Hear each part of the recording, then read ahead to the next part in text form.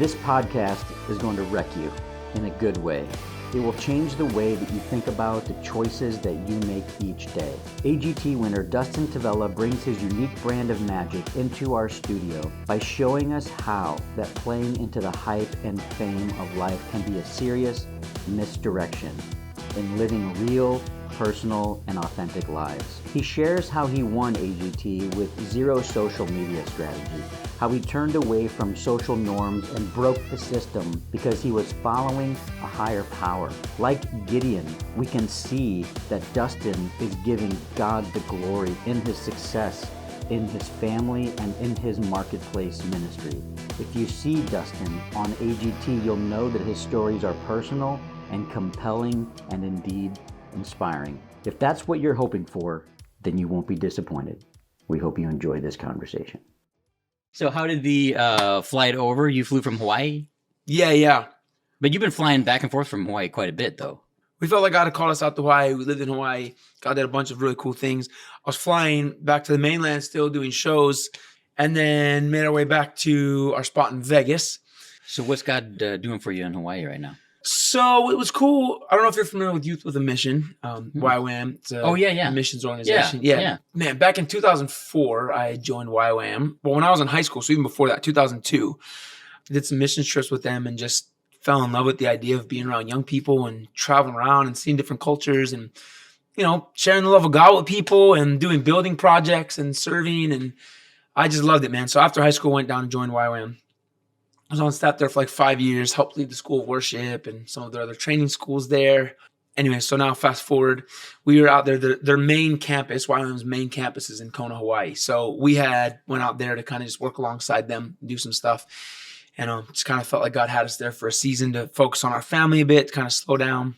Yeah, while we were there, God was just speaking all kind of stuff, met all kind of really cool people. And seemed like one relationship led to the next. And we were kind of praying, what's next, but I feel like God kind of did it through people. So really, yeah.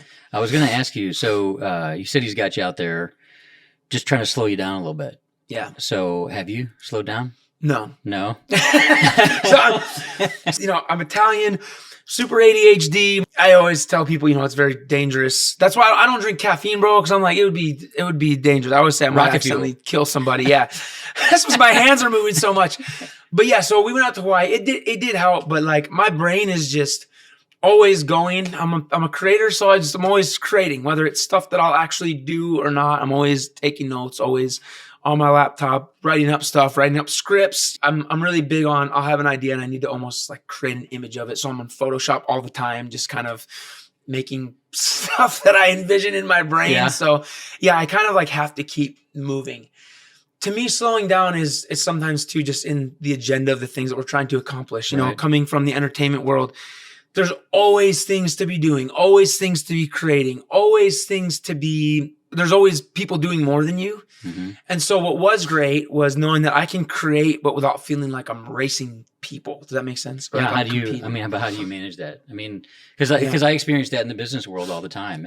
And so I'm, there's in the business world, you've got like, if you read the book, The E-Myth, it's like you've got a visionary, you've got a manager, and you've got a technician. Yeah. And so I started out as a technician, as a real estate agent, real estate investor, and then quickly moved to being a manager because I started training agents underneath me. Yeah. And now I'm the visionary. I'm expanding the team nationwide. So it's like, I'm like you, my brain doesn't shut off when I'm at home. And Kelly is like, can we just like shut off your brain for a minute? Yeah. So I totally identify, and I can't, I'll pace the floor because there's always like you said, there's somebody else out there who's working, but it's not the competitiveness for me. It's more I can feel the ticking clock. Yeah. And I don't want to die with seeds in my pocket. Yeah. Is that what it is for you? I mean, look, at the end of the day, there's always going to be people doing more than you, making more than you, with more of a following than you. And I think it's great to be able to build, but I think the problem comes in when we start putting our identity into those things, right? And feeling like now we are less than, or we have less worth, or, we prove ourselves by building something bigger or greater than someone else. If we don't keep up, then we're behind. Yeah. And I think especially, so like before, I feel like with people in entertainment culture, people who are trying to be celebrities, models, actors, musicians, there's like a small amount of people who experience this pressure of, I'm building a thing, people see me, I'm on this stage, on this platform. And I think what happened is like, as social media has totally blown up, and it's been more of like us promoting our lives, right? We're posting what we had for lunch, posting the movie we saw last night, posting our kids' birthdays. It's given us all, I think, it is a personal thing. We've put our identity so much into it that, I mean, man, there's kids struggling with crazy levels of depression and anxiety simply because they can't keep up socially, right? And that to me is sad, because that's when your worth and your value starts to get put into that. And as an artist, it's so easy to create something I'm really proud of, to put it out there, to be stoked about it. But then the minute I see something that someone else has created that's better, getting more views or more downloads, it's like instantly I feel not happy with that thing anymore, right? And it has nothing to do with the quality of the product or the impact that it made. It has everything to do with me comparing it. So do you still do that? Do you still struggle with that? Or I mean, yeah, I think I probably will till the day that I die, as long as I'm breathing. But you know what's a great thing though, what I've realized and kind of where I've been at lately is when I first started creating, you know, I was in high school. My dad used to video weddings, both my parents did, and he would be down like editing video stuff. And I remember my cousin and I got our hands on a video camera, and all we wanted to do was make stupid videos, right? We'd ride our scooters around. We'd pretend to fall in front of people. We would do like fake street magic. You know, we would just stupid pranks. I'd be like, here's a normal lemon, right? And I'd give it to some random guy. My cousin would be sitting there filming, and I'd be like, now watch. And then I would just walk away and just see how long they'd stand there for holding a lemon in a parking lot. Just stupid. But like, we would do all these dumb things, and then we would edit the video together. You know, my dad taught us how to edit video, and we would take that video to youth group. We would take, you know, the VHS tape. We would take it to youth group. We'd put it in the VCR. We'd play it for 15 of our friends at youth group, and we'd all laugh, and then we'd watch it a second time and a third time, and that was it. I don't even know where most of those videos are anymore, you know, but like, that was enough. Like, we were just creating because we loved creating. We loved laughing. We loved showing our friends, and those 15 people who we knew, that was all who needed to see it, you know? I think, you know, what's sad now is I think some people don't even know who those 15 people are in their lives. They're so much more consumed with who it is on their social media platforms. And so that's why I say building a brand is not a bad thing, but it's like when we forget the personal connection, we forget what we love, I think we start to deplete the satisfaction that comes with doing the things we've been designed to do. Right. But so for me, you know, you see something that a competitor does, and there is that kind of twinge. I mean, competition is a good thing, though. It makes you be your best, of course, in any free market. Competition is good. You know, that we need competition because it forces everybody to operate at their best. You know, there's like this saying, it's like your friends won't help you become your best. It's really your enemies that do, because your enemies will reveal your weaknesses fast. One of the things I don't think we pay much attention to, which it sounds like you do, your enemies reveal your weaknesses to yourself, and you identify them and work to change them. What kind of things do you do to work to kind of change that, or focus on those 15 people and not the millions or masses? So I think one of the things is, and at kind of like the peak of some of my music stuff that I was doing, I had a music career before I was doing magic stuff. I just got to a point where I was like, man, you know, I love what I'm able to do and accomplish, but I was missing that connection thing. And in that time is when I met who's now my wife. But I was talking to her just about, you know, some of the stuff that I used to do when I was doing the missions and, you know, traveling around, helping people. And so basically, long story short, there was like a homeless ministry that was birthed out of this. And so we would go down to Skid Row, which is an area in Los Angeles. There's like 54 blocks of people experiencing homelessness. What was so wild in that time was, you know, we spent time with these guys. These guys became our family, right? It started as like we would go down there and bring sack lunches to we would just go and hang out with our friends. How long ago was this? 2013, 2014. Okay. The economy was just heating up. It seemed like, I mean, a lot of opportunities, a lot of jobs, but still a lot of homeless people. It's LA. Oh, so tons, thousands and thousands. And so what was really crazy in this time is like, as we built community there, you know, we're with these guys who really have nothing. And what was wild was that we would be with our celebrity friends in Beverly Hills in the daytime, and at night we'd be down hanging out with these homeless guys. And what we really realized, like the biggest difference about these people was like the space that they lived in, right? Like some people just had homes. Because the thing is, the guys we're working with on the streets, a lot of them were sad, broken, addicted, right? Like trying to find community, but our people with big houses were sad, addicted, broken, needed people with community. Right. And so we started realizing like there's something as humans at our core that we need. And I think that is just relationship. And it's what satisfies us.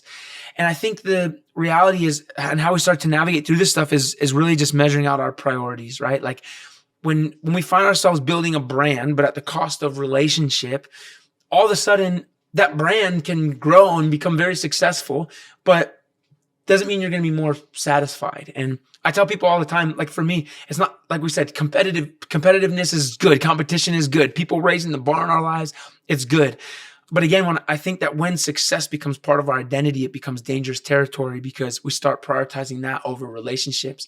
And I always say, like, if you try really hard to be a better businessman or a better entertainer, you will become a better entertainer. If you focus really hard on becoming better at your craft and what you do, you will. It might be at the cost of people and relationships and your family. But if you focus really hard on becoming like a really great neighbor, right? A really great father, a really great husband, just a really great person who's serving your community and recognizing the needs of people, you will become better at all those things and you will become a better businessman, right? Yeah. Kind of like the byproduct of focusing on yourself and people you will also become a better businessman. But when becoming that better businessman, again, is the focus, you risk all those other things not doing so well. And I think that kind of becomes our point of like our foundation point of we want to make sure we're focusing on the people in our lives that matter, the things in our lives that matter. And we've just seen so much fruitful stuff come out of that. I mean, we're having this conversation right now because of relationships that we've had, right? Not because of some pursuit of, I want to get on a podcast and grow my brand. Right. But, yeah, let's talk about that for a minute because like the podcast was designed for two reasons. One, I'm an introvert. You know, I'm somewhat shy with meeting new people. Not because I don't like new people. It's just that I don't know the words to say in a new conversation. Like I watch my brother-in-law, who's one of the most amazing conversationalists ever. Yeah. And I study him. Yeah. And I'm like, these are the questions that he asks. And if I find someone like that, I just kind of watch them and I'll ask the questions. I'll write down the questions that they ask just so I can kind of help myself. I took Dale Carnegie classes to help learn a conversation stack and like learn kind of like how to get through a conversation. But I don't really care about sports. I don't really care about the weather. I hate small talk. Yeah. I don't like it. I don't know why I do. It's just that it's not meaningful to me. Yeah. So I feel like in conversations like this, we can get into a really great conversation. Like I was the guy in college that couldn't pick up any women. Yeah. Because I went to school in Columbia, Missouri, which is, it's a agricultural town. And so a lot of the girls there were in cowboy, boots and, tight jeans, and they were dancing and all that. And I didn't really want to get up and dance with them. Yeah. I was like, hey, do you want to go sit at this table over here and talk for a little while? Want to do something meaningful? Yeah. And they're all like, no. And so, I'd go home by myself. Kelly and I were just best buddies. We had the best conversations ever. She's so intelligent. I didn't even know what she looked like. She's so gorgeous. I'd never even realized it until like 3 months after we were just buddies. And after I just sort of absolutely fell in love with her, and I was like, oh my gosh, this woman is the woman I want to spend the rest of my life with. But, amazing. We were friends.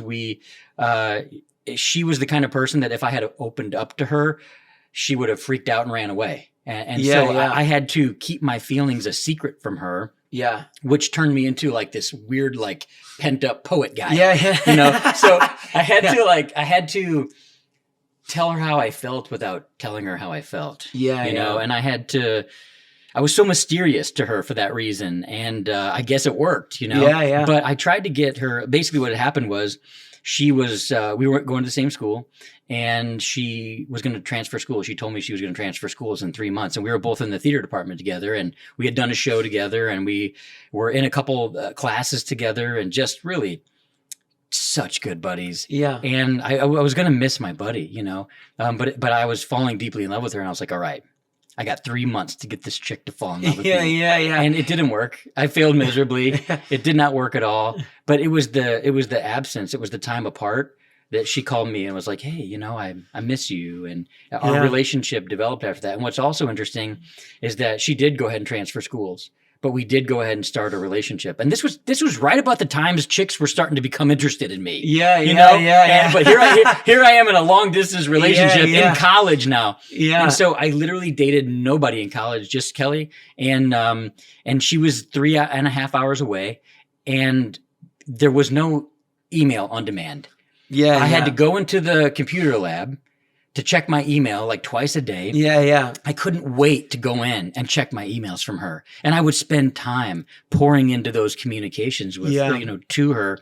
And I looked forward to talking to her again. I had to pay 5 cents a minute on Sprint, or AT&T. And I was the guy who was changing my bill every, month because I got a better deal because I was a college kid. I had no money and I wanted to talk to this woman. Yeah. And so that helped us develop a communication, not just with each other, but with other people, that I think became the foundation for our relationship more than anything else.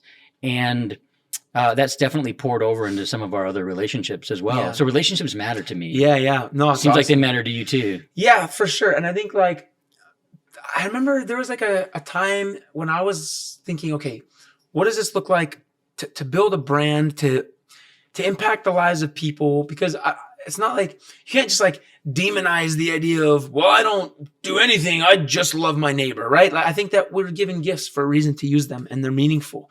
So it's kind of going through this stuff, wondering what to do. I was in LA and, now lived in Vegas for a while, and just seen a lot of people who it seems like they lose their purpose. And it's not like what they're doing is bad or wrong. It's just, it sucks when it's at the cost of yourself, right? You lose yourself in what you're doing.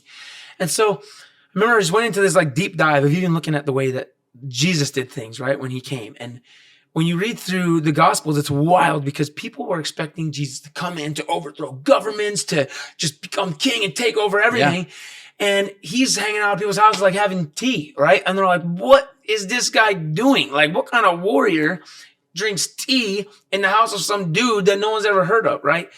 And I think what was really astounding was you see how still Jesus was super celebrity mode, right?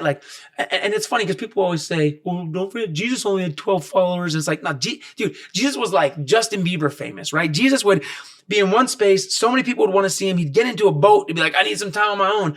And before the boat crossed the water, the people would be on the other side of the water already, right? People don't do that for me. You know what I'm saying? This dude literally had people swarming, thousands of people constantly pressing up against him, just wanting to hear, wanting his time, wanting his attention. And so you see the level of fame that Jesus achieved. And so it wasn't, and he would seize the moments, right? He would preach, he would go into spaces, he would do crazy talks, he would heal the sick, he would literally post up in front of thousands of people and do his thing.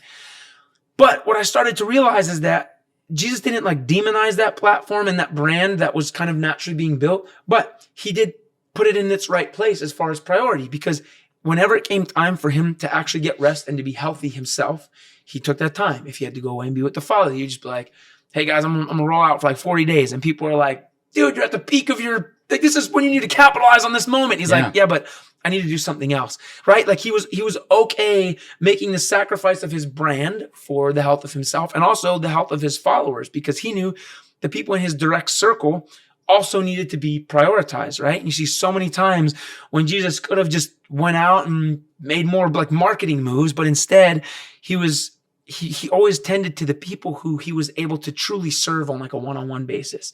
And what I think is cool is you see Jesus kind of doing this well-rounded thing where what he was building as a leader and as a communicator was growing and growing, but it was never at the cost of the people in his life. And it was also never at the cost of his own health and well-being.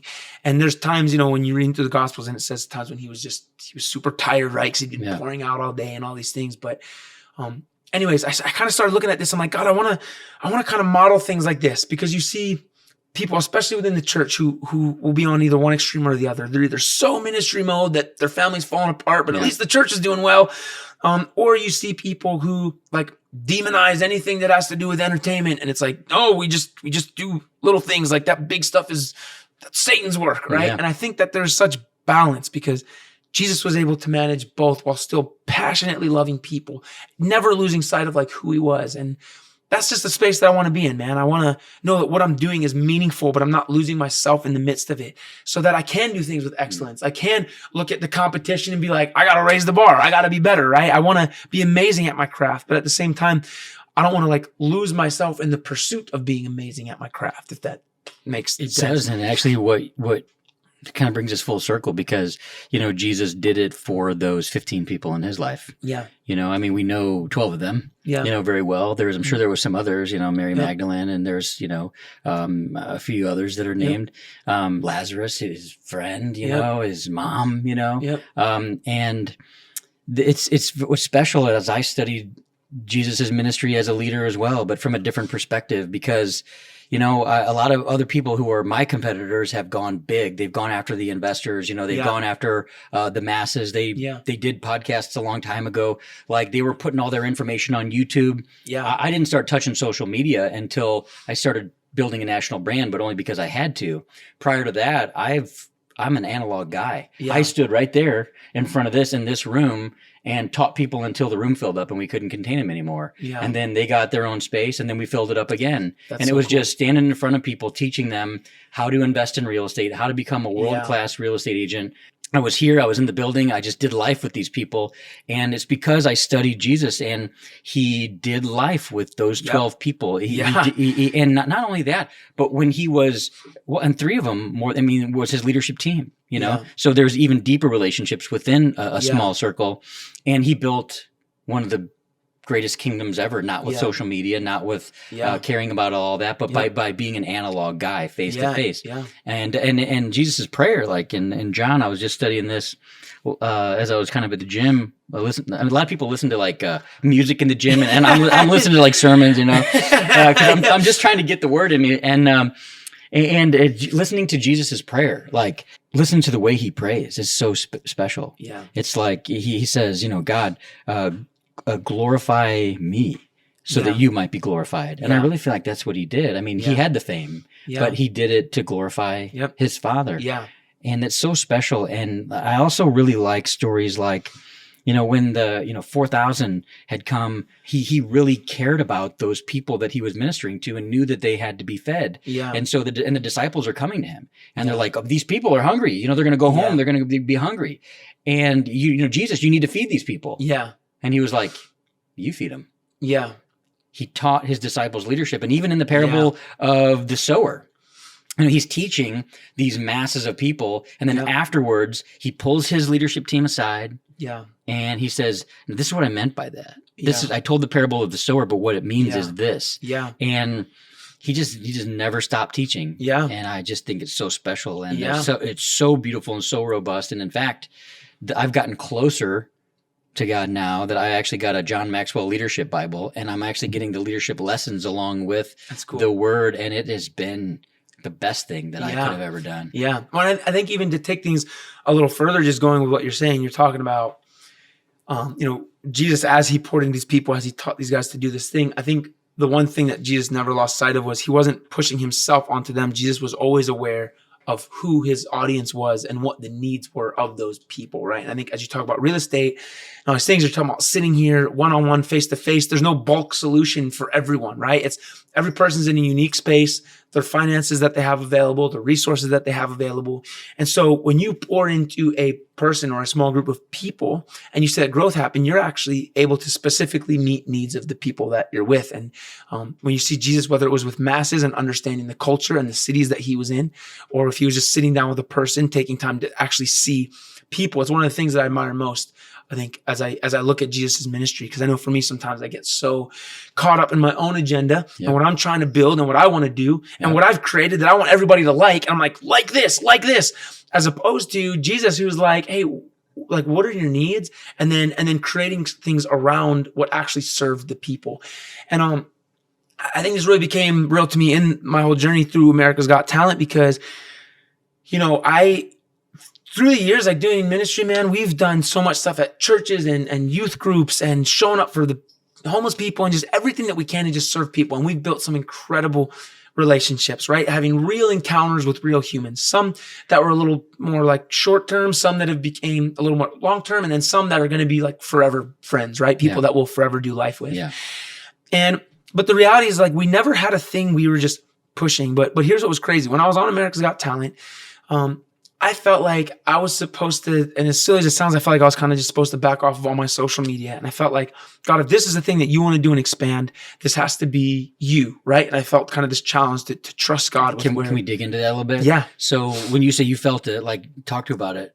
Talk about like, what was it? Was it a feeling in your spirit? Was it just an overall general kind of like... God showed up in my living room and said, Dustin. Gold sash. No, yeah, exactly. He was glowing. I had to put on sunglasses.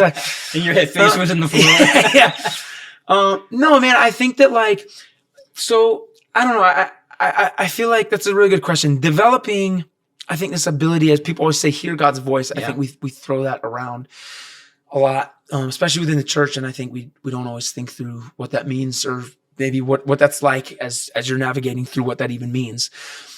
I think for me, like over the years, just really asking that same question. What does it mean to hear your voice, God? What does it mean to let you lead me? And I think what's so wild, man, the only way that I can explain this is, when you ask God to speak, and I think especially in the things that matter, right? When you're in a place where you're like, God, what's important to you?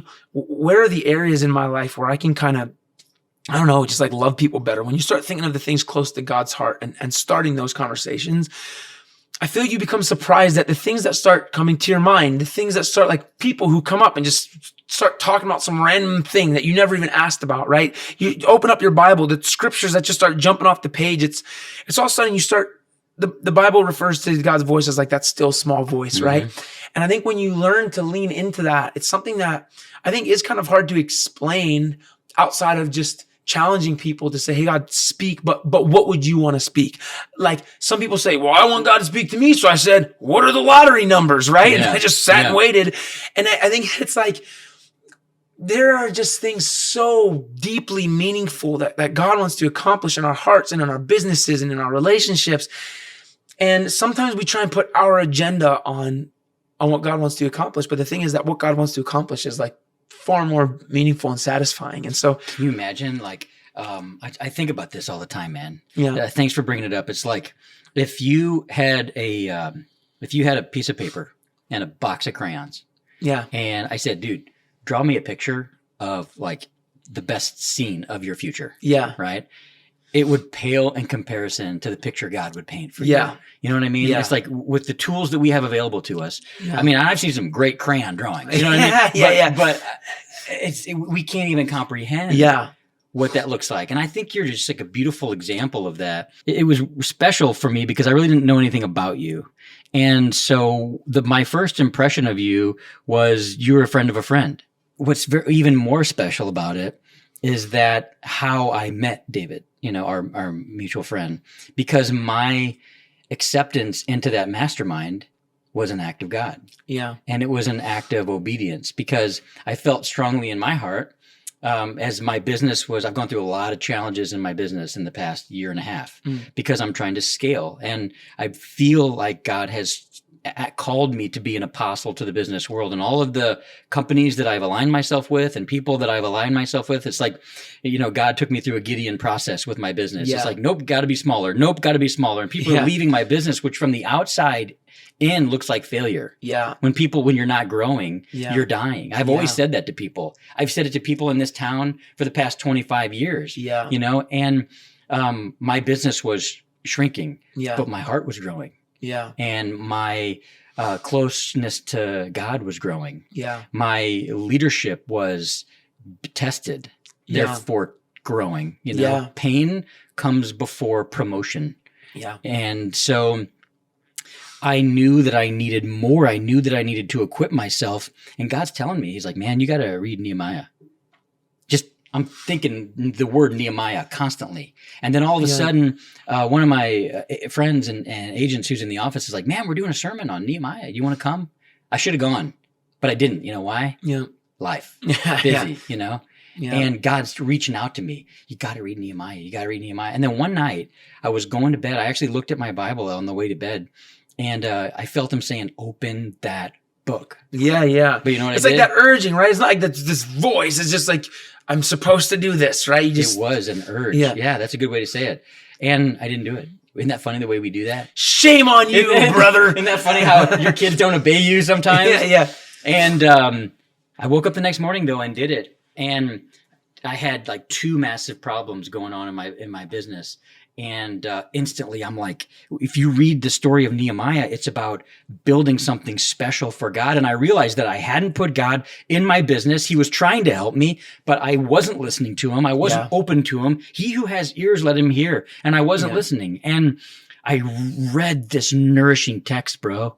And I started taking screenshots of it and sending it to people, my business partners, and we need to repent on this because we didn't put God in our business first. And then later that day, I was in a meeting with somebody who was having similar challenges. And I was like, you know what? Here's this wisdom from Nehemiah that I just read. And she said, do you know what? She goes, you need to be in this mastermind. It's like invite only. But it's like the cost of this mastermind is like huge. Yeah. I'm spending all my money scaling my business. I didn't have the extra cash sitting around. Yeah. So I'm like, I really wanted to. I felt like it was a good opportunity. And then all of a sudden I get this call from another one of my agents, and I had a lot that I was just a random lot in the city that I was going to sell. And the price that I got for that lot was the exact price of the mastermind plus travel. Wow. And at that mastermind, I met so many special people that have changed my life in an amazing way. God is in it. I can feel him in it. He's in the DNA of it. Yeah. And I walked in there and I meet David Hughes and I'm like, my brother from another mother. Such a cool guy, man. I know. The guy is amazing. He is anointed. And it's so special that that just is what seems like a random chance of you in Hawaii looking at this real estate in Branson, but that my wife and I had listed. Yeah. And then David's like, I know that guy. Yeah. It's crazy. Yeah, no, it's absolutely crazy. And I think, again, like just coming again full circle the way you're talking about, it's why I just think relationships are constantly just so important. You know, I met David actually because of when we were on AGT, which is also hilarious because, you know, again, going back to that still small voice of just, you know, God, just trust me. And I'm like, all right, I guess we're just trusting. What's wild is that I had no idea what was going to come from America's Got Talent. I never expected to go as far as I did on America's Got Talent. Like I was thinking I'll get on like one episode, you know, even if the judges say a bunch of bad stuff, I'll just make a promo video. I'll mute what the judges are saying. And I'll just, you know what I mean? They just be like, look, I was on TV, right? Yeah. And that was as far as I needed it to go. Cause I was, you know, doing like birthday parties and stuff for $100 a pop, if that, you know what I mean? So it's like, we'll give you gas money. Yeah. And then they like wouldn't even give me enough gas money. That's fine.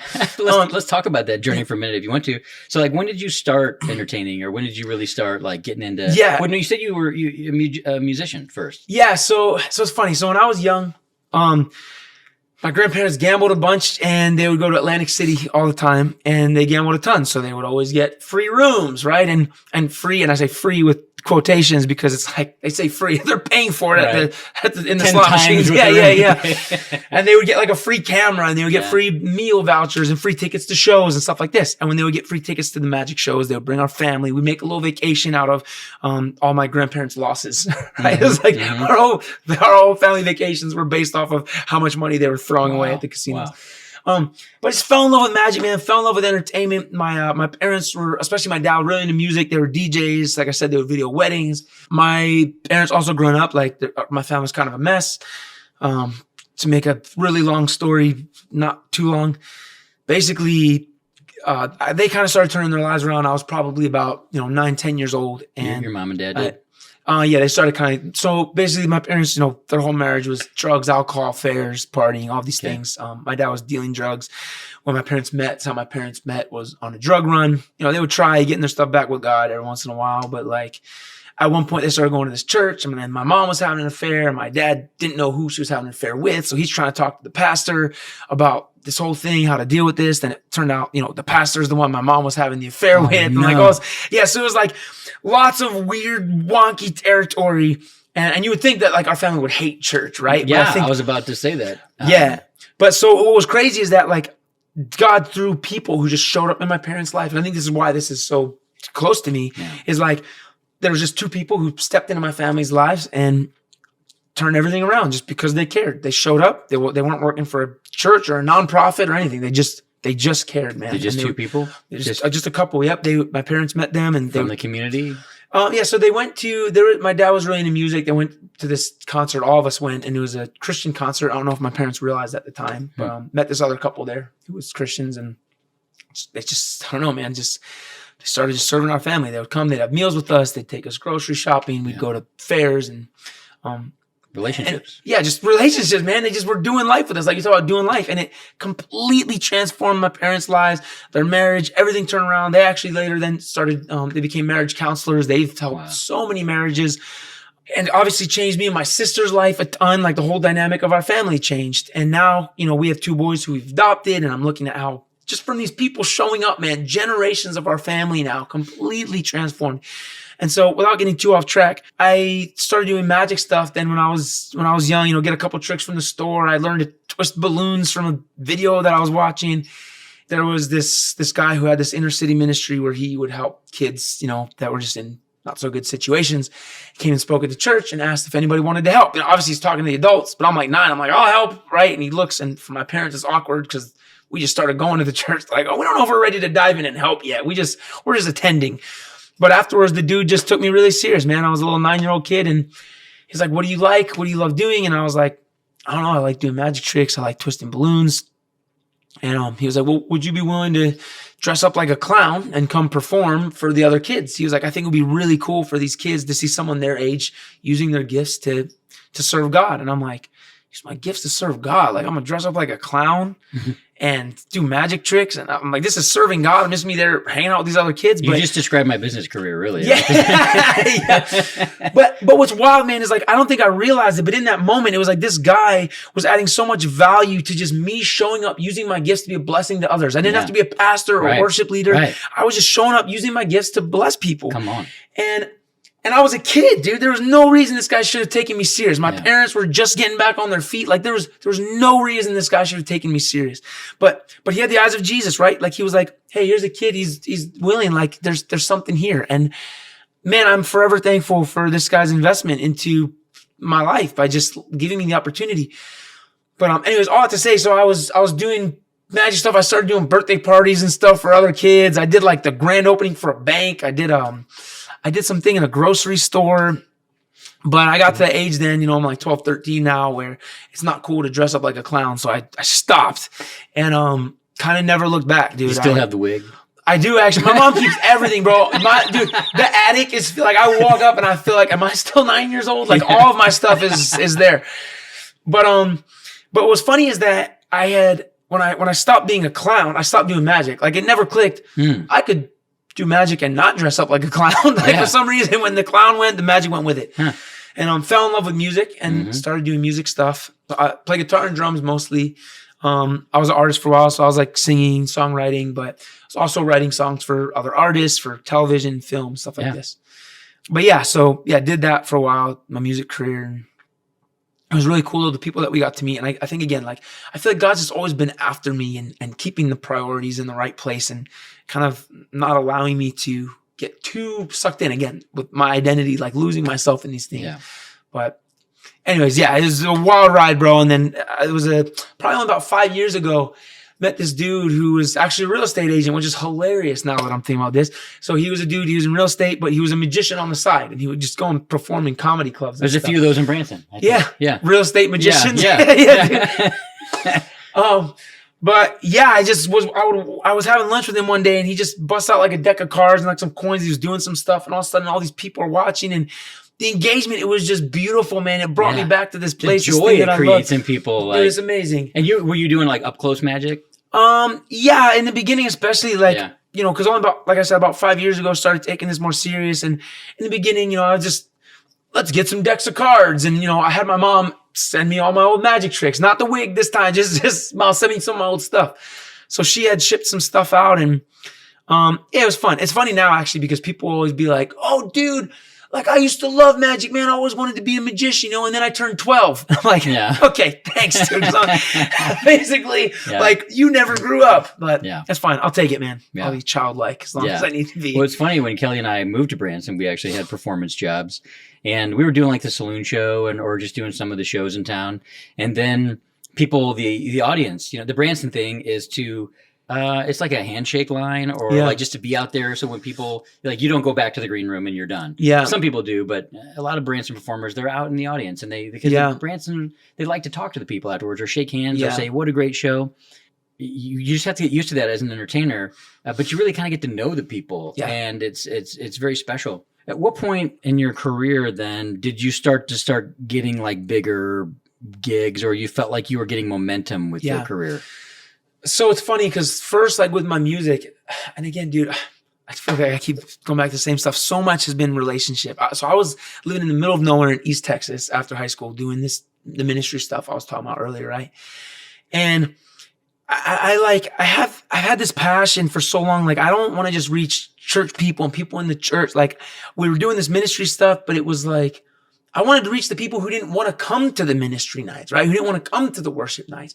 And so that's when I first started writing music and just going play in local cafes and stuff. And I'm like, man, I just want to be where these other people are. And not because I want to try and push my religion on them or force people get in debates about Jesus, but man, I just want to be out like loving people. And I think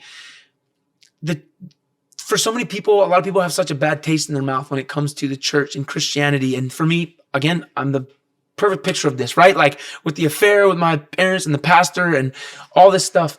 And so for me, I think I see this thing that when done right, it completely changed my life. It changed everything. It changed my parents. And like I said, for generations now, our family is completely transformed. And that's what I want people to know, man. I want people to know that they're loved and that they're valued. And so I was like, I just want to be out. I want to write music that's encouraging. I want to create an environment to just celebrate people. Like you said, to meet people after the show, to just hear their story, to encourage them. And so anyways, I just felt like I was supposed to do this, and I fell in love with it. And I was like, man, I really feel like I'm maybe supposed to do this, to pursue a music career. And man, as you talk about like when did things start growing, it's so wild because as I was doing this, I had a friend who knew the things that I was passionate about, and he was in Texas. He had moved. And so this is just this funny, weird story of like, he had met another dude there whose mom was friends with this lady who got on this reality show, and she was a Christian, and it turned out the producers didn't like Christians. So she was like, I need other Christians praying for me. So she asked her friend, who asked her son, who asked my friend, who asked me to be praying, right? 'Cause she's like, anybody who could be praying. Prayer chain, baby. And so prayer chain, yeah. So I'm like, all right, this is weird. But at around this time, I feel like I'm supposed to start doing this music stuff and trying to figure out life. So I'm taking time to pray, and I'm writing down little encouraging words, things that I feel, getting scriptures, sending her little Bible verses, and I'm giving them to my friend, who's giving them to his friend, who's giving them to his mom, who's giving them to her friend. And it's this crazy chain going back and forth. So finally, at the end of all this lady's like, hey, who is this dude in Texas that's been sending me these words and stuff? Like, everything was always so timely. All these scriptures, it was just so encouraging. It was just when we needed it. And so ended up meeting her. It turned out that she was like a casting agent and stuff, and really kind of took me under her wing and helped me out. And this was in the time I'm leaving Texas. And I'm like, if I'm pursuing a music career, I don't know what I'm doing. I'm living in the middle of East Texas, no connection to the music industry, no idea about business. And literally, man, from being on this prayer chain and just kind of being faithful, and then meeting this lady, a month later, I just found myself in Atlanta. I was in studios with people like Justin Bieber and Tricky Stewart and The Dream. They just gotten back. They had just won a Grammy for doing the Single Ladies record with Beyonce. Yeah. Man, it was just wild. I was working with all these producers and all of these studios. You're still doing music. Doing music. Just showing up, getting to write songs and help be part of producing. And these relationships just started to grow through people that I had known and met and really at some point just had served, right? With no idea of what's the agenda here. Just going to grow into a career thing. It was just showing up to serve people, man. And so what's wild is that I feel like so many things in my life that I've strived to do have not really always come to be something, but through relationships of people that I've met and just shown up to, like we were talking with Jesus, to just do my best to see these people, to bless these people, not thinking of what I can get out of it. Like through that stuff, man, like I did the song for the 100th anniversary of the Rose Bowl, which was a huge honor. The Rose Parade and the Rose Bowl has tons of history behind it. They got to their 100th anniversary, and I got asked to do the song for it, to perform the song. That was an incredible honor. Some amazing things that I got to do in my career just from friendships. And then going into my America's Got Talent journey, what was wild was it was the same thing, kind of just going back even to not really being on social media and feeling like I was just supposed to trust God with this stuff. There were people on my season who were like basically famous already, like millions of followers, millions of subscribers, millions of people on TikTok, millions of downloads. And I just felt like I went into this thing, I would go to promote something or post something, and I just felt this thing like, don't do it. Just trust. And what was so crazy is, as we talk about building brands and building businesses and all these things, part of creating longevity means building loyalty, right? And it's hard to build loyalty when people haven't encountered you in a way where they feel like you've valued them. Right. And those people who feel valued by you will always refer people to you. They'll always come back to you. They're always going to, there's just something real about camaraderie that can only be built through real encounters. And what I realized in the time of America's Got Talent, as these votes were coming in, was that these votes were coming with people who genuinely had my back, not fans who just followed me because they saw a video and then, they the people who went to work, getting their family and their friends and their communities to vote were the people who we had served. And I was never like, I better be nice to these people, so one day when I'm on America's Got Talent, they'll vote for me. Yeah, they're eating a taco off a paper plate thinking, I'm voting for this guy. Yeah. And so man, it was just such a great encouragement to be like, as much as it's great to build awareness and stuff of us and build a business, dude, nothing trumps just showing up for people and serving people and creating, again, that thing that later, without even realizing it, had created loyalty. People who were like, dude, this guy impacted my life. This guy came and served our church. This guy came and was part of this building project. He never asked for anything. He just showed up and did it. These were the people who were voting and getting their people to vote. And, man, I try to carry that with me, because then again, like your question, when did I find myself in these bigger spaces? It was kind of like when it was time for it to happen, it just started happening, right? Especially because of America's Got Talent. You weren't trying for it. It's just the opportunities just sort of. Yeah, man. I think trying to always build with excellence, refining my craft. How do I become a better entertainer? Mm-hmm. And like you said, do that, looking at what other people are doing, trying to raise the bar, always trying to strive to do things with excellence. But again, not at the cost of stepping on people to get there. And I think that balance is what's so beautiful. How do we continue to grow what we're doing, to expand what we're doing, to expand our reach, to become professionals, to become excellent in our craft, but to also value people, to make sure that we ourselves are mentally healthy, physically healthy, that we're able to continue to show up every day, to do the work that's necessary, to carry out the responsibilities necessary.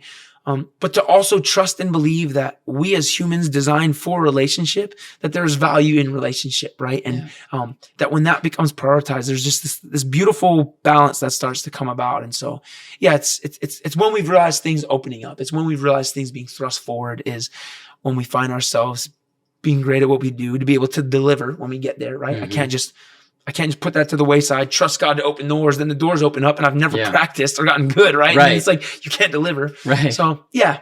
Well, what's cool is that after our, David introduced us, and we were on a river that, it was so funny. We had a float trip scheduled on the day that we were going to do our first FaceTime and kind of meet each other. And we just loved hanging out at the river. I can't wait for you to try it here. It's just so relaxing. Float trips in Missouri was the one thing I missed when we moved away for a little while.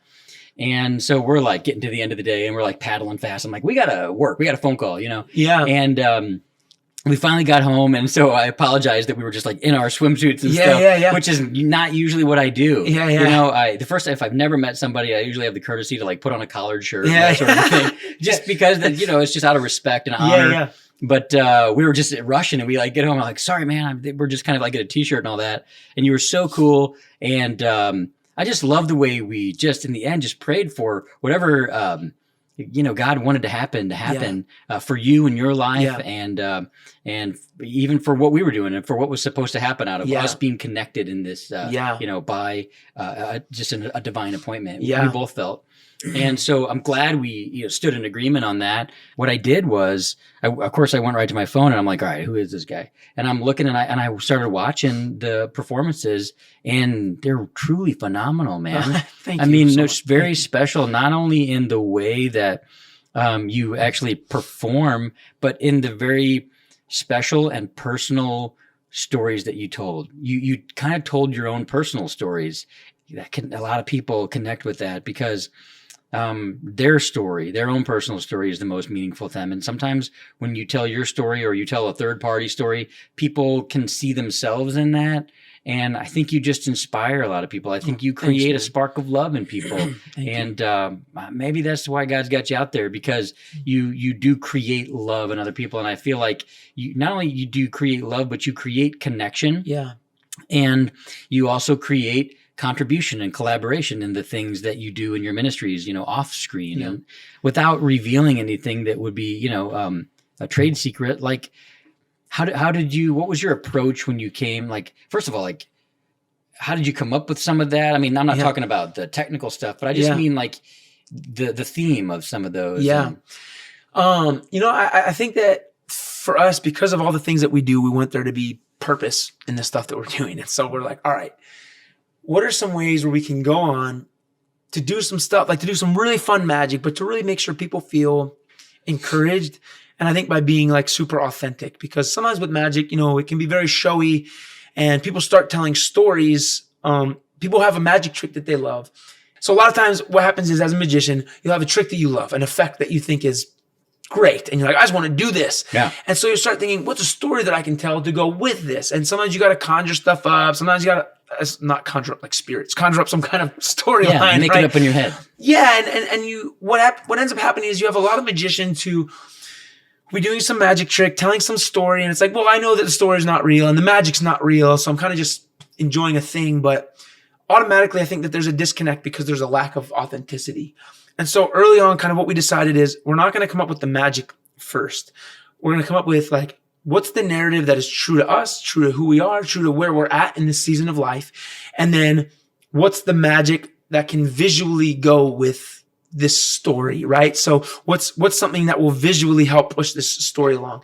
And so what was really cool was that each round, and also just as an encouragement to anybody, watching or listening to this, man, timing is always everything too, because this was my third time trying to be on AGT, because I had the first season actually through a friend in the music industry got me my audition. Tyra Banks got me my first audition for the producers. Wow. Shoot, Tyra was hosting the show at the time. I'm like, this is it, yo. This is exactly, this is like too perfect, right? Tyra she got me my audition for AGT. They're not going to say no. Of course, I did the thing, wasn't ready. Nope, sorry, don't like you. You're not ready. I'm like, oh, that sucked. So the next year, tried again, same thing. Nope, sorry, dude, you're not really AGT level material. And so what was so crazy now is in this third year, I just felt like, no, this is the season. We just got to go for it. This is the season to fight for. And so let me ask you, so what was in you? Why did you go for it the third time? Were you like, again, man, that little nudge that's like, for some reason, this year is important. This is the season that matters. And I can't explain why, right? I just felt like God was just putting this weight. Because in the last couple years, when I was trying out for AGT, it was like, I felt like God was like, just, it's okay. Just let it go. Just surrender it. Just surrender it. Just keep trusting. And this season, the feeling was just different, right? That third time around. And so it's wild now. Just getting the reason this is part of the answer to your question is because what's so crazy was we had adopted Xander. And so the first audition was about the adoption of our son, right? And he had a biological brother who's older than him, who's kind of just in the system. And we didn't know if we were ever going to get to adopt him. And we so desperately wanted to see these boys grow up together. So I'm on AGT. I'm getting ready to go out for the live rounds. AGT is sending a film crew out to film our lives. We were living in Virginia Beach at the time, to film our lives in Virginia Beach and to kind of get some lifestyle stuff. Well, we get a phone call in the meantime asking if we would adopt the older brother, right? Which we weren't expecting. Just this call out of the blue. Hey, while the film crew was there? Well, so this was before they were coming. They were planning on coming. Okay. We get this call asking if we would adopt the older brother. And I'm like, we're not going to say no. This is the craziest season of life. We're getting ready to go out to Hollywood. I got to have my head in the game with this competition. There's I got to plan for this next round. I got to create a magic trick for this next round. But we're not going to say no to this kid, right? This is the most important thing, more important than anything. So we're like, yeah, of course, let's do it. Like, cool, the uncle's going to bring him out.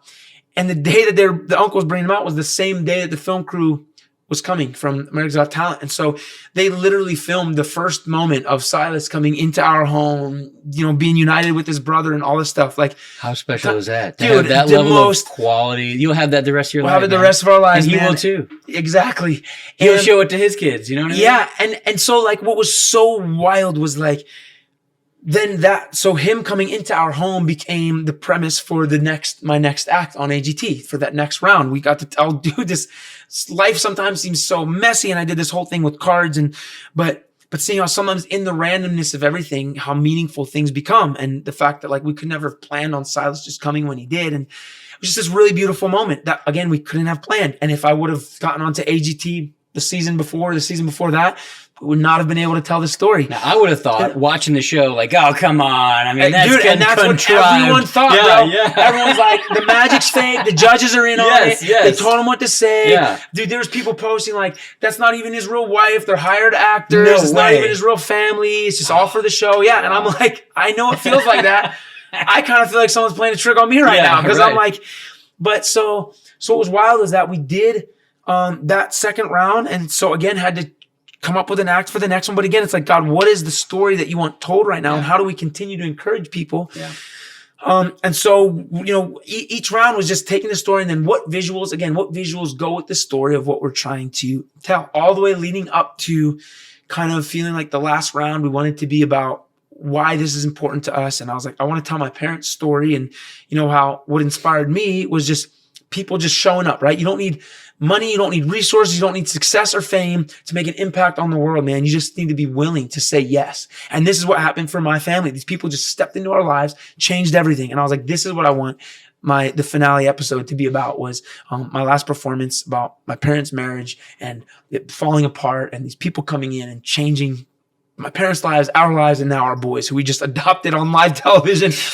Wow. And what's crazy was I realized I did the performance on my parents' anniversary. So I'm like, my parents' anniversary is coming up. What perfect way to be like, you know what? In celebration of my parents' anniversary, I want to celebrate their story and why. And so anyways, all this to say, the timing of all of this stuff coming together, I didn't just win AGT because of magic, right? Of my magic tricks. It was because of the connection with people. It was because of the timing that I could not have forced. The beautiful orchestration. Oh my gosh, of the hand of God in your life. Yep. And the things falling apart prior to that, to where I could have been like, you know what? Forget it. This is a joke. Why am I even trying to be a magician as an adult? Why am I trying to be on a competition show? I'm competing with kids who are like 12 years old singing. It's weird. Like I'm a grown man competing with dog acts and other magicians and singers and kids. It's like it's such a strange place. Again, it sounds like a Branson real estate career, really. I mean, seriously.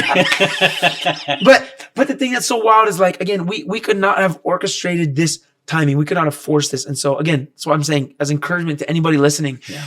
The doors that shut in your past, the things that have discouraged you, the things that make you want to give up, those might be the things thrusting you into the perfect timing that's right ahead of you, right? I could have quit that last season and never would have done this. I could have said, it didn't work. This is stupid. I don't know what that I'm going to talk about. But the thing is like, as we just stayed open and willing, dude, all of these things opened up from things, again, that we could not have made happen. And it's what I just want to drive home to people in my show. This is what I talk about in conversations, what I love talking about. Just keep showing up and loving people, doing those little urges we're talking about where you feel like God's just pushing you to do a thing, to pursue a person. And maybe you do, and it seems to fall apart. Just stick with it. Keep pressing in. You have no idea what's right around the corner. And like, for me, that's just been the greatest, craziest wake up call too. Like, I can't just force things to happen in my life. All I can be responsible for is the excellence I do it with, the obedience that I do it with, and the love in my heart to continue to serve people even when it's difficult. And man, to see what has come from that and what continues to come from that, it's the most exciting, adventurous life we could have ever thought to live, simply because, we try and lay ourselves down to do this. Man, let's give people some tools here, because that's another thing about you that I was just really impressed with. And one of the things that you are inspiring me to do, or I guess I could say magnifying in my spirit the things that I'm being led to do already, but really don't have the training to do. I'm just doing the best I can to follow God. Yeah. And like I was telling you on the phone a little bit, when I decided to expand, it was my plan. At that point. Now I know God had told me, he said, go out and be an apostle for the business world. And he said, just go and tell people that I love them, business people. Cause I was at a place in my life where I was feeling alone. It was just so much work. I was just overworked, just worn out. there's a whole story that goes along with it, but basically God, it was so strongly. I heard the words in my head. Do you know how you feel right now? Do you know how broken and empty and tired and exhausted you feel? There's other people like that in business out there. Will you go tell them that I love them and not to give up?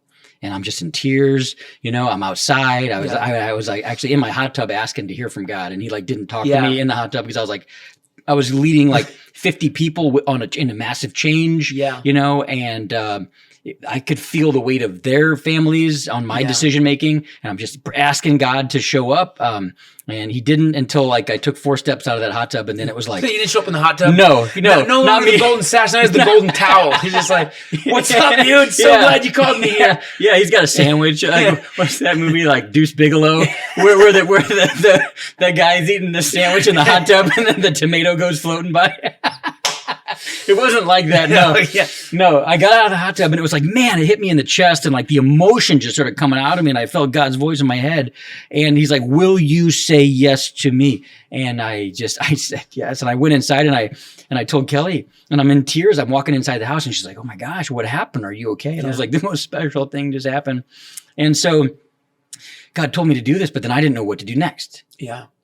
And I just did what I knew how to do, which was strategy, business strategy. And I'm like, okay, so I'm an expert in the short-term rental world. Let's go to Orlando. Let's go to Pigeon Forge, some of these hot, markets where everybody goes, international markets, and I tried. I tried finding people there. I tried going there, having meetings, business meetings. Came really close to signing some business deals. Getting ready to expand a national brand, like a short-term rental focused brokerage, because that's kind of what we had built here in Branson. And not just for short-term rentals, but for investors in general. And that's not the way God wanted it to happen. And actually, Chris and I were, I had got invited to speak in North Carolina on the topic in a group of agents. And so we're flying out there, and Chris and I bought a 1985 Prevost motor coach because I wanted to tour around and like meet some of these agents and do trainings and stuff. And so we were flying out to go get this bus and we were going to drive it back. We had one-way tickets. And as we were flying, Chris gets, as we're taking off, Chris gets this, phone call from the guy who owned the bus. And he's like, yeah, it's not going to work. The turbo is shot and the engine's shot. And we only had one-way tickets. Yeah. And, so we just started praying and we're like, we just asked the Holy Spirit to guide us once we landed. Yeah. And I just felt kind of prompted to call this agent that I knew in North Carolina. And I'm like, we got all this video equipment with us. Yeah. Cause we wanted to do some podcasts and some video equipment surrounding the bus, tell a really cool story there. And, decided to just go sow into this person's life and just make a sizzle reel for her. Yeah, yeah. And she became our first, one of our first network partners. Wow. So now we've got somebody from Wilmington to North Myrtle Beach that can serve investors there. Amazing. And it's because we decided to go sow, not because we wanted to, have the notoriety of something big or something grand. Yeah. God's like, no, I've got a different plan for you. Go serve people. And it's like I said with the Nehemiah story, it's like, I just feel like I'm like most people just stumbling around trying to do that. I mean, sometimes following God is like a blindfold in the dark, Sometimes it's very clear, and sometimes you don't see it until after it's done, how well orchestrated it was. Yeah. But I say all that because I feel like you are maybe a sensei in this. I feel like you are more spirit-led than strategy-led. Maybe it's both. I don't know you well enough to say that. That's my perception, simply because you definitely allow God in your life more so than most people that I have met. Thanks, man. So help us. Well, I would say one of the things as you're talking that comes to my mind is generosity. And I think sometimes we hear generosity and we just think finances. Oh, okay, just give your money. Okay, I guess I gotta give more money. I'll be more generous. But I think sometimes money is the easy thing to give, right? It takes a second to write a check, to Venmo somebody. I think when I think of generosity, I really think of our time and our gifts, right? With any gift that anybody has, there's a way to be generous with that gift to serve people. And I think for me, one of the things that keeps me going is the idea of having purpose behind what I'm doing. And when you commit to, I will do this thing. Like for me right now, as I perform magic shows and do these things, I can generate income with these shows, but it's also a thing I can be generous with, right? One of the things that's the most fueling is going and doing like some youth events, right? And this is how I met David. David hired me to come out and to do this event. And we were there and it was fun. I was like, yeah, this was such a great event. You know, I got paid, having lunch the next day with my wife and her mom. And just in the middle of eating, I just felt this, again, that urge, that nudge, to give the money back. And I was like, that's weird. Like I've done stuff for free where it's established beforehand. Yeah. Like, but I felt like God said, give the money back. And I've never done this, right? Where I go in, I do a job, I get paid, I'm relying on that money to pay my bills. And God's like, just give it back. But, you know, in faith, I'm like, all right, I guess we're doing this. I call David. I'm like, hey, bro, remember me? I'm the guy who performed at your event last night. Yeah, I'm going to give you the money back for the event. And, you know, he called his wife and they were super, super grateful and super stoked. And, you know, we got to just build a friendship from there. All that to say, and none of this am I trying to be like, well, this is what we did. And look at, this is even, I always say, even when we won America's Got Talent, and I say we, because I just include my family in this. When I won America's Got Talent, I never felt like it was me who won. I feel like it was these principles that won, right? It was us as Christians who have kind of been beat up and we're like, Christianity's outdated. It doesn't really make sense. Like when you look at Christianity at its core and how we're called to live, like I feel like that was the win of like, oh my gosh, there's a life-giving thing that has been maybe painted in a terrible light for a lot of people, but it's life-giving. And I think for me to function in this space again, like we try every day, how do we be generous with our gifts? Because when you're generous with your gifts, it means you're adding purpose to the things you're called to do, right? So whether that's real estate, whether it's the knowledge that you have in real estate, whether it's just space that you have to share that space, to bless people with spaces. Man, I think that there's a thing there that God honors. And the other thing that's cool is like, I've experienced a lot of failure in my life and in my career, my music career and in the magic stuff. But what's amazing is that even in that failure, I've always looked back being proud of what we accomplished in the way of like, dude, we blessed people in this time, right? And it didn't grow into what I thought it was going to grow into, but I know that we blessed people. And I don't know if there's anything I'd be more proud of than knowing that even our failure had purpose. And when you live a life where even your failure has purpose, then like, how do you lose? You can't, right? Yeah. You can't lose. Everything you do served a purpose to add value to other people. And so I think that's the thing that's just kept us going, right? And people see us now and with the America's Got Talent journey and they're like, oh, well, you won and you have these, man, people don't understand the sacrifices that we've had to make, the devastating things that we've had to go through as a family. And you know, with that, it's the only way we've become able to do these things is not because we're stronger than anybody else or we have anything that other people don't have. It's just we've held on to this idea like everything we do, it will have purpose because we can't control the outcome. But what we can control is this moment right now that we're in.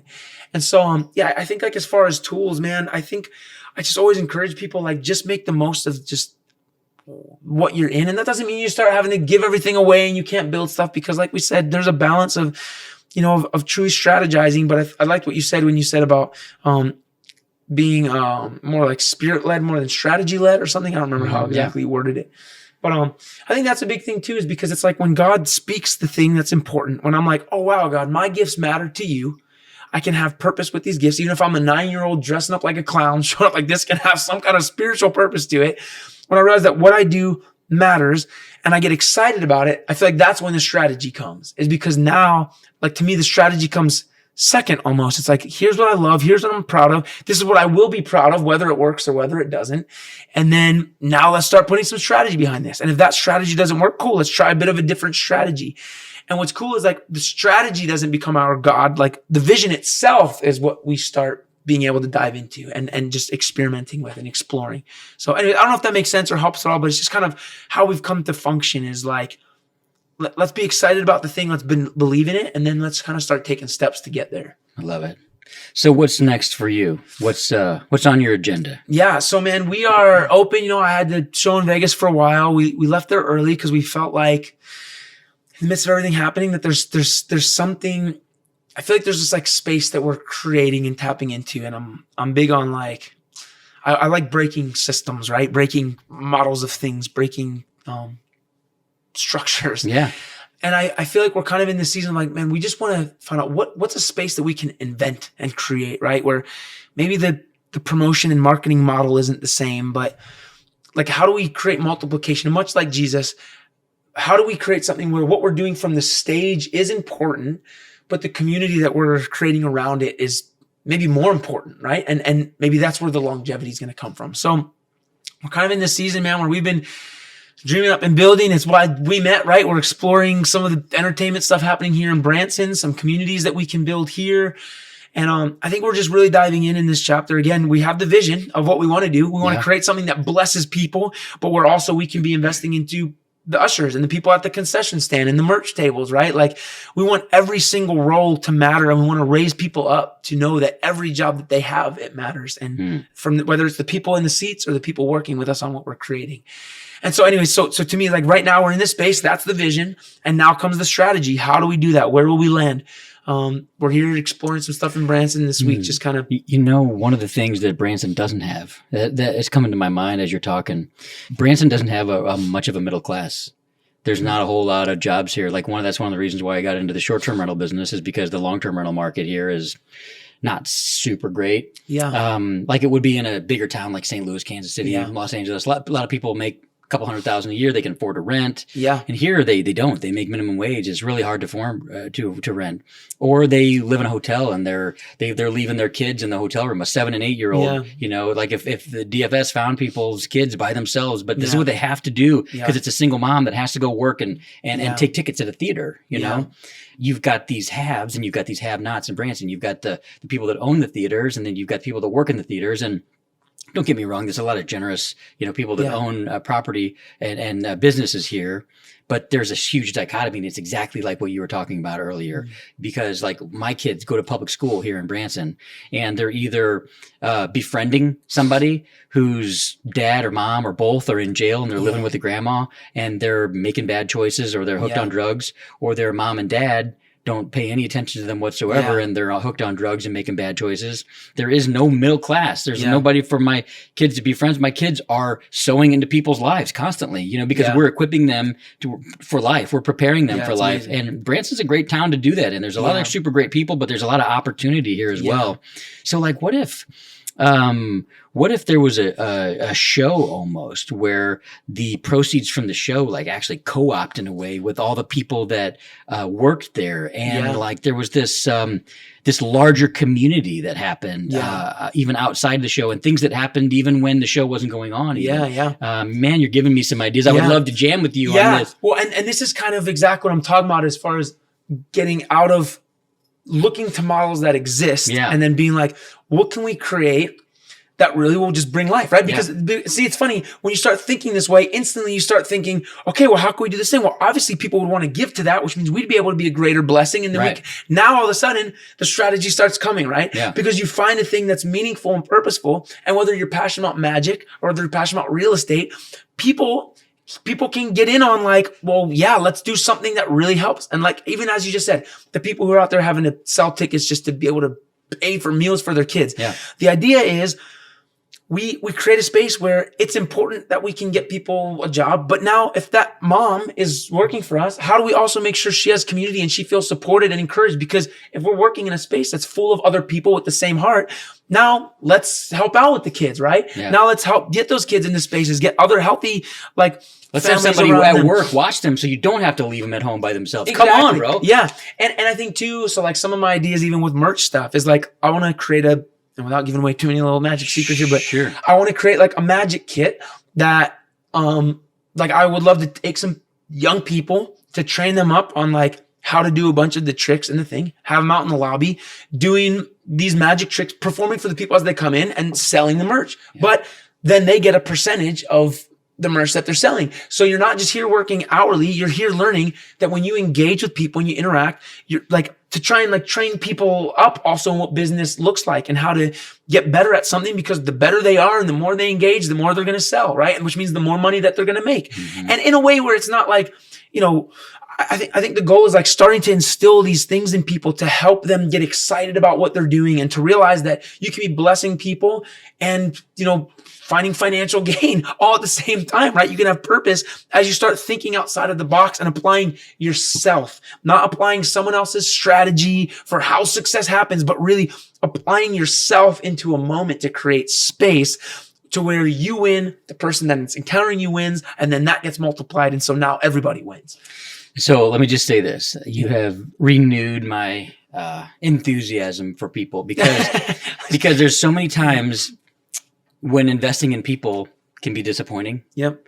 And I've often thought to myself, can I actually do this? I feel like God called me to do this, but sometimes I don't feel strong enough to do it. And I think to myself all the time, this is the thought that creeps into my head sometimes as I'm drifting off at night. Maybe I should have invested in property, not people. Because, I can evaluate the property. Yeah. I can strategize the property. Yeah. But I've always chosen people, and there's a part of me that just loves to invest in people. And after talking to you, you've just given me this renewed excitement because you invest in a property and you get a finite return. But when you invest in people, that return could potentially be infinite. Yeah. Because how many people's lives could be affected, like yours is affected by those people that just decided to be in a relationship with your mom and dad. Yeah. It changed the way you thought about church. It could have changed the direction of your life completely. Yeah.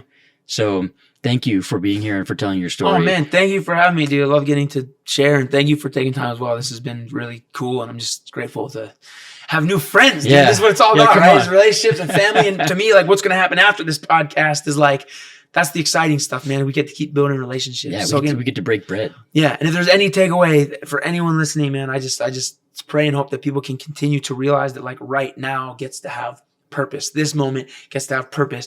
When this podcast is over and you're going to go have lunch, or you're going to go back to your family, or whatever you're doing, you're heading into work, like you can make this next moment count by just showing up, by listening, by seeing people, and you have no idea what God can do with just a willingness to be present. Praise God. Amen. Awesome, Thanks man. for being here, Dustin. Yeah, no, thank you. All right. Cool. Well, a big thank you for listening to the end of our podcast. I know your time is valuable, and I hope you got a few takeaways that are going to help you get a greater return on that time. I know you will. And if you did enjoy it, I'd sure appreciate a share or a comment. Feel free to subscribe for instant access to new episodes and offers. There's also a ton of free content and ways to learn more and engage more at WorleyRealEstateNetwork.com. Until then, we'll continue to bring you recipes for success and real stories from real people who, like you, are living out your divine purpose. And hey, God loves you. No matter what happens, don't give up.